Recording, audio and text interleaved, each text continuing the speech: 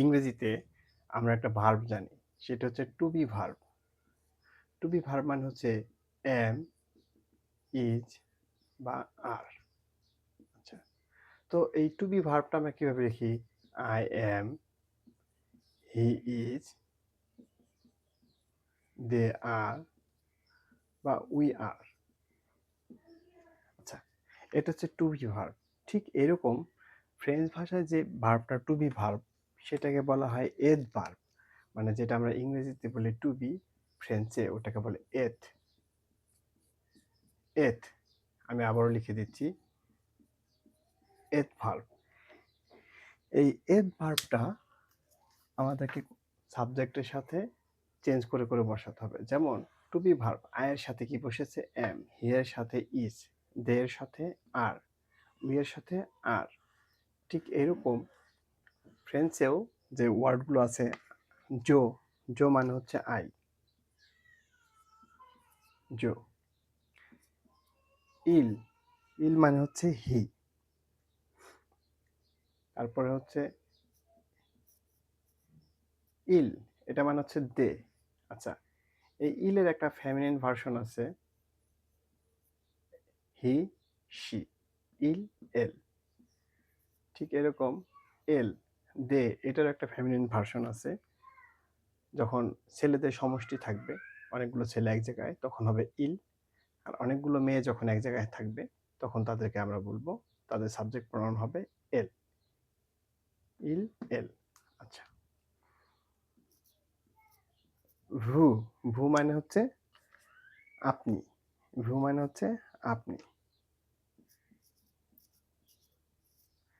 নু, নু মানে হচ্ছে আমরা, নু অর্থ হচ্ছে আমরা। আর একটা ওয়ার্ড বাকি গেছে, সেটা হচ্ছে তু, তু মানে হচ্ছে তুমি। জো মানে আমি, তু তুমি, ইল, এল তিনি বা সে, ইল, এল এটা অর্থ তারা, ভু মানে আপনি, নু অর্থ আমরা।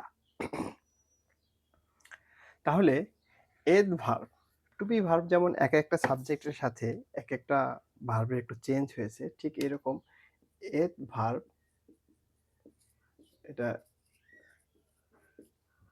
এক একটা সাবজেক্টের সাথে এই এদ ভার্বের কনজুগেশনে এক একটা চেঞ্জ আসবে। যেমন je suis, je suis, je অর্থ হচ্ছে আই, সুই অর্থ এম, je suis। যারা ভিডিওটি দেখছেন তারা বানান লিখে নিতে পারেন, je suis, je suis মানে আই এম। তু, তু মানে হচ্ছে কি তুমি, তু এ, ও এস, ও এস, তু এ মানে কি ইউ আর। এই সুই, এ, এগুলো সবই হচ্ছে এড ভার্ব। যেমন এম, ইজ, আর সবই হচ্ছে টু বি ভার্ব। এরকম সুই, এ, এগুলো হচ্ছে এড ভার্ব। তারপরে হচ্ছে তুই এর সাথে বসলো এ। এখন যদি হয় তিনি, ইল অথবা এল, এটার সাথে বসবে, এটাও এ, কিন্তু এটার মধ্যে একটা পার্থক্য হচ্ছে ও এস তে, ও এস তে। তু এ, ইউ আর, ইল বা এল, এ মানে হচ্ছে হি ইজ, হি ইজ। অর্থাৎ সুই, এ, এ এগুলো সবই হচ্ছে এডভার্ব। আচ্ছা, তারপর হচ্ছে কি তারা, ইল, এল, এটা অর্থ আমরা জানি তারা। এটার সাথে এডভার্বটা চেঞ্জ হয়ে কি বসবে? স। উচ্চারণটা যখন এটা হবে, ইল স, একটা চন্দ্রবিন্দু হবে, স এর উপর একটা চন্দ্রবিন্দু দিলে যেরকম হয় উচ্চারণটা, ওরকম। ইল স মানে হচ্ছে দে আর, এল স মানে হচ্ছে এটাও দে আর। তো ইল স, এল স, এটা মানে হচ্ছে দে আর। আচ্ছা, je suis, I am, tu es, you are, ইল এ, হি ইজ, ইল স, দে আর।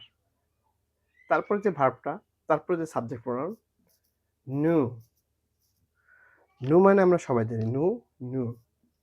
নু মানে হচ্ছে কি আমরা। নু মানে হচ্ছে আমরা।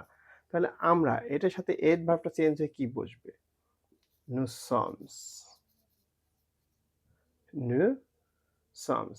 অর্থাৎ উচ্চারণটা যখন হবে নু সমস, এটা অর্থ হচ্ছে উই আর। তাহলে সুই এটা একটা এড ভার্ব, এ এটাও এড ভার্ব, এ এটাও এড ভার্ব, স এড ভার্ব, সম এটাও এড ভার্ব। নু সমস, নু সমস উই আর। আচ্ছা, এরপরে যে সাবজেক্ট প্রোনাউন আছে সেটা হচ্ছে ভু। সেটি হচ্ছে ভু। ভু মানে কি আপনি। ভু অর্থ আপনি। এটার সাথে যেটা হবে বুজেত। এটা উচ্চারণ হবে এত, আর এটা হচ্ছে ভু। যখন একসাথে উচ্চারণ হয় ভুজেত। এটা অর্থ হচ্ছে ইউ আর, কিন্তু এটা কার ক্ষেত্রে?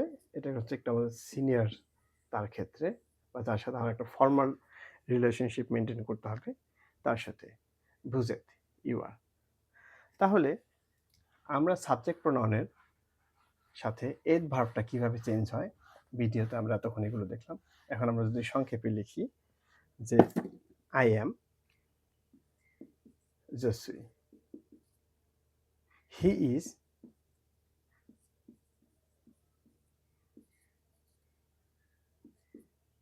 ইল বা এল এ, ইউ আর মানে যার সাথে আমার ইনফর্মাল সম্পর্ক টু এ, তারা, তারা হয় তাহলে কি ইল বা এল স। তারপরে যদি বলি আমরা হই নুসমস, আপনি হন অর্থাৎ যার সাথে আমার ফর্মাল রিলেশনশিপ মেনটেন করতে হবে ভুজেত।